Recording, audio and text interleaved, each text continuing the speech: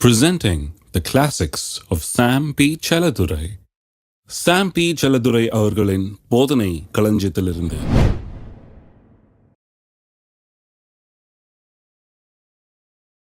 மத்தேயு 16:13. பின்பு இயேசு பிலிப்பு செசரியாவின் திசைகளில் வந்தபோது தம்முடைய சீஷரை நோக்கி, மனுஷகுமாரனாகிய என்னை ஜனங்கள் யார் என்று சொல்லுகிறார்கள் என்று கேட்டார். அதற்கு அவர்கள், சிலர் உம்மை யோவான் ஸ்நானகன் என்றும், சிலர் எலியா என்றும், வேறு சிலர் எரேமியா அல்லது தீர்க்கதரிசிகளில் ஒருவர் என்றும் சொல்லுகிறார்கள் என்றார்கள். அப்பொழுது அவர், நீங்கள் என்னை யார் என்று சொல்லுகிறீர்கள் என்று கேட்டார். சீமோன் பேதுரு பிரதியுத்தரமாக, நீர் ஜீவனுள்ள தேவனுடைய குமாரனாகிய கிறிஸ்து என்றான். இயேசு அவனை நோக்கி, யோனாவின் குமாரனாகிய சீமோனே, நீ பாக்கியவான். மாம்சம் இரத்தம் இதை உனக்கு வெளிப்படுத்தவில்லை, பரலோகத்தில் இருக்கிற என் பிதா இதை உனக்கு வெளிப்படுத்தினார். மேலும் நான் உனக்கு சொல்லுகிறேன், நீ பேதுருவாய் இருக்கிறாய், இந்த கல்லின் மேல் என் சபையை கட்டுவேன், பாதாளத்தின் வாசல்கள் அதை மேற்கொள்வதில்லை. பரலோக ராஜ்யத்தின் திறவுகோல்களை நான் உனக்கு தருவேன். பூலோகத்திலே நீ கட்டுகிறது எதுவோ அது பரலோகத்திலும் கட்டப்பட்டிருக்கும், பூலோகத்திலே நீ கட்டவிழ்ப்பது எதுவோ அது பரலோகத்திலும் கட்டவிழ்க்கப்பட்டிருக்கும் என்றார். விசுவாசியின் அதிகாரத்தை குறித்து பேசுகிறோம். அதில் முக்கியமான ஒரு பகுதி இது. விசுவாசியின் அதிகாரத்தை குறித்து பல சத்தியங்கள் இந்த பகுதியின் மூலமாக வெளிப்படுகிறது. ஆகவே தான் இந்த வேதவசனத்தை நான் இன்றைக்கு வாசித்தேன். இயேசு பேதுருவை பார்த்து என்ன சொன்னார் என்பதை இப்பொழுது நாம் பார்த்தோம். அவர் சொன்னார், நீ பேதுருவாய் இருக்கிறார், இந்த கல்லின் மேல் என் சபையை கட்டுவேன், பாதாளத்தின் வாசல்கள் அதை மேற்கொள்வதில்லை, பரலோக ராஜ்யத்தின் திறவுகோல்களை உனக்கு தருவேன்.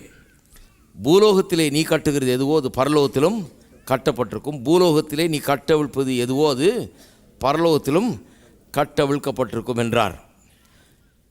விசுவாசிக்கு அதிகாரம் கொடுக்கப்பட்டிருக்கிறது. அவன் எப்படி நாவில் அதிகாரத்தை பெற்றவனாக இருக்கிறான். ஜீவனும் மரணமும் நாவின் அதிகாரத்தில் இருக்கிறது.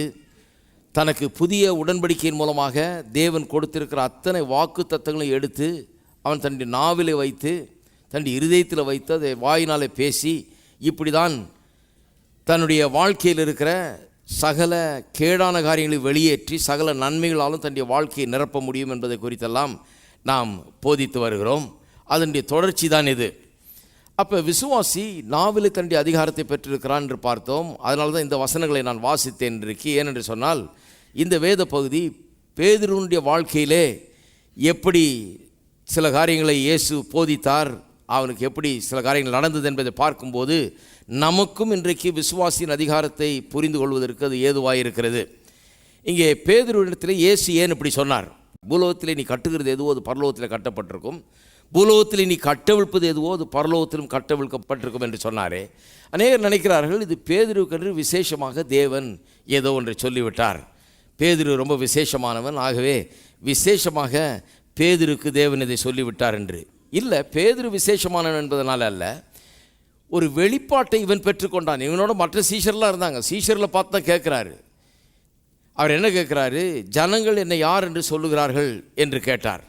அதற்கு அவர்கள், சிலர் உம்மை யோவான் ஸ்நானகன் என்றும், சிலர் எலியா என்றும், வேறு சிலர் எரேமியா அல்லது தீர்க்கதரிசிகள் ஒருவர் என்றும் சொல்லுகிறார்கள் என்றார்கள். எல்லாமே தப்பு, எல்லா பதிலுமே தப்பு. அப்பொழுது அவர், நீங்கள் என்னை யார் என்று சொல்லுகிறீர்கள் என்று கேட்டார். சரி, பரவாயில்ல, அவங்களுக்கு தான் தெரியல, உங்களுக்கு தெரியுதா?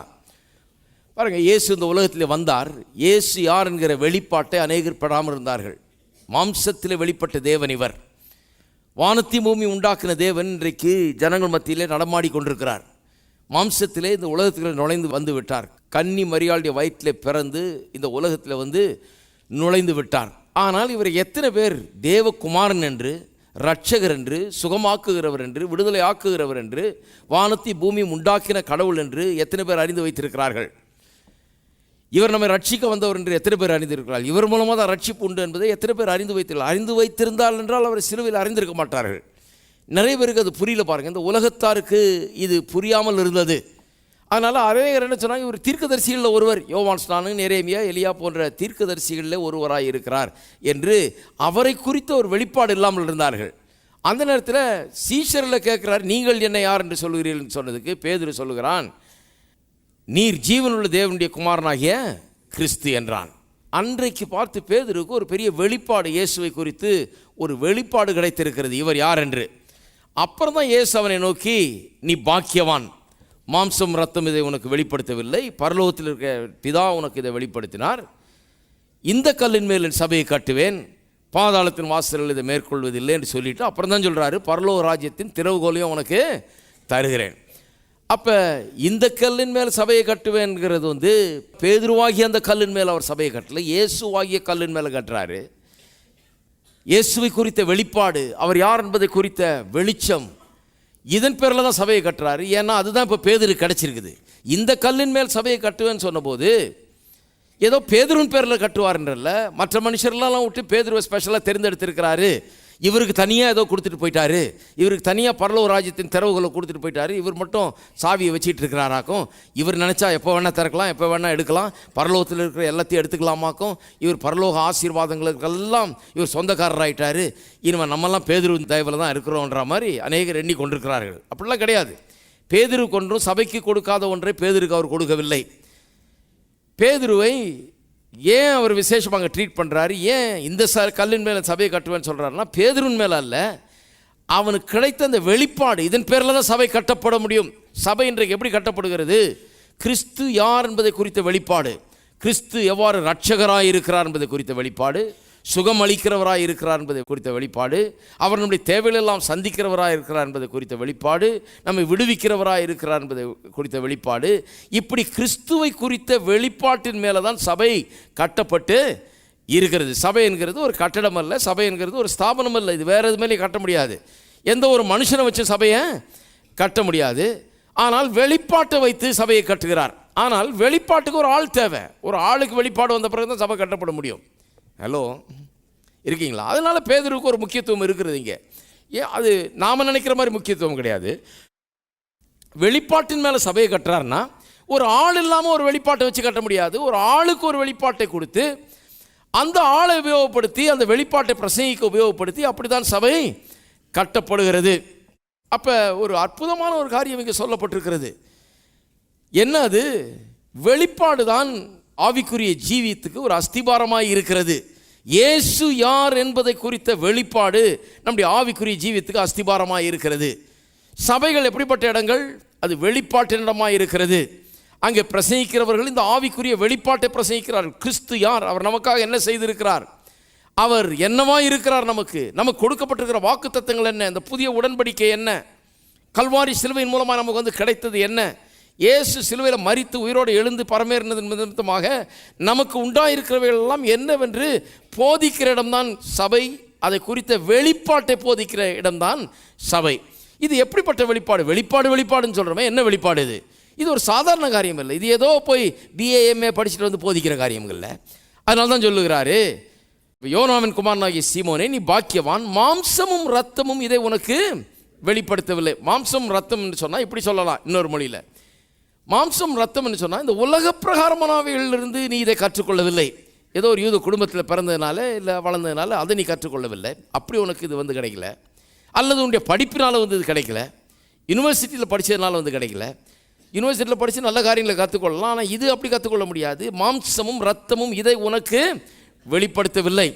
This is not from natural learning. இயற்கை பிரகாரமாக நாம் கற்றுக்கொள்ளுகிற காரியங்கள் அல்ல, ஆவிக்குரிய பிரகாரமாக நமக்கு வெளிப்படுத்தப்படுகிற காரியங்கள். பாருங்கள், ரெண்டு விதமான நாலெட்ஜ் இருக்குது, ரெண்டு விதமான அறிவு இருக்குது.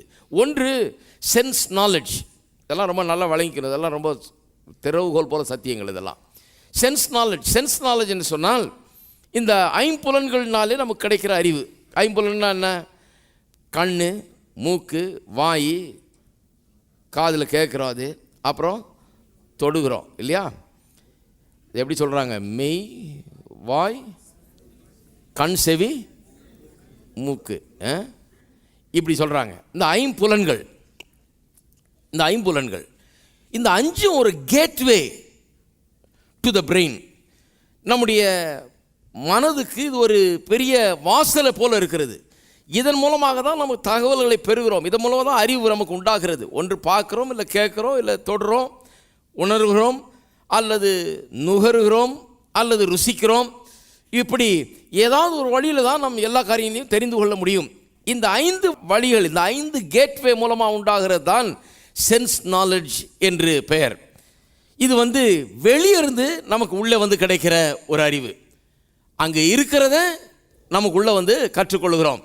இப்போ இங்கே ஏதாவது ஒரு காரியத்தை நாம் பார்க்கிறோம், பார்த்து அது அங்கே இருக்கிறது என்று சொல்லுகிறோம், அல்லது யாரோ ஒன்று சொல்லுகிறதை கேட்கிறோம், அதன் மூலமாக புரிந்து கொள்கிறோம். இப்படி தான் நாம் புரிந்து கொள்ள முடியும். இது it's receive from outside in, வெளியிருந்து உள்ளே வருகிற ஒரு காரியம் இது, அறிவு இது. ஆனால் இந்த ரிவீல்டு நாலேஜ் அல்லது ரெவலேஷன் நாலேஜ், எல்லாம் சொல்லுவோம் ரெவலேஷன் நாலேஜ். ரெவலேஷன் நாலேஜ்னா வெளிப்பாட்டின் அறிவு. இந்த வெளிப்பாட்டின் அறிவை குறித்து அங்கே சொல்கிறாரு. அவர் என்ன சொல்கிறாரு? மாம்சம் ரத்தம் இதை உனக்கு வெளிப்படுத்தவில்லை, பரலோகத்தில் இருக்கிற என் பிதா உனக்கு இதை வெளிப்படுத்தினார். அப்படி ஒரு அறிவு இருக்குது. அது என்ன? இந்த ஐம்புலன்களுக்கு அப்பாற்பட்ட விதத்திலே நமக்கு கிடைக்கிற ஒரு அறிவு. இந்த புதிய ஏற்பாட்டின்படி பார்த்தால், புதிய ஏற்பாட்டு விசுவாசி ஒவ்வொருவருக்குள்ளும் ஆவியானவர் வாசம் பண்ணுகிறார். தேவனுடைய வார்த்தையை எடுத்து தேவனுடைய ஆவியானவர் நம்முடைய சகல சத்தியத்துக்குள்ள நடத்தி, இது கண்ணில் பார்க்கறது, காதில் கேட்கறது, ருசிக்கிறது, நுகருகிறது அப்படி அல்ல. ஆவியானவர் தேவனுடைய காரியங்களை நமக்கு வெளிப்படுத்தி காண்பிக்கிறார். அப்படி உண்டாகிற அறிவு இது வெளியிலிருந்து உள்ள வர அறிவு இல்லை, இது உள்ளிருந்து நமக்கு கிடைக்கிறது. It is transmitted inside out, உள்ளிருந்து வெளியே நமக்கு கிடைக்கிற ஒரு அறிவு.